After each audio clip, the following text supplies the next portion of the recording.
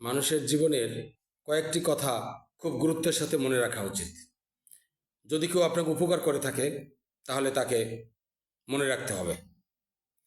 যদি কেউ আপনাকে ভালোবেসেছে এমন কেউ থাকে, অবশ্যই তার প্রতি আপনার ভালোবাসা দেখাতে হবে।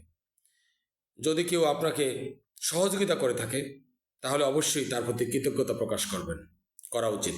কিন্তু অধিকাংশ ক্ষেত্রে আমরা মানুষ, আমি দেখেছি উপকার কৃতজ্ঞতা কিছুই নাই। সহযোগিতা যদি কেউ করে থাকে মনে রাখি না, আমরা এইভাবে মুখ পুছে ভুলে যাই তাকে। এটা হলো আমাদের অকৃতজ্ঞতা। এটা থেকে দূরে থাকা উচিত। এটা যতদূর সম্ভব এটাকে বর্জন করে মানুষের প্রতি কৃতজ্ঞতা বোধ, ভালোবাসা, সহমর্মিতা, কেউ আপনাকে ভালোবাসছে, কেউ আপনাকে উপকার করেছে, যেটুকু সামান্য, তার প্রতি কৃতজ্ঞতা রাখা উচিত।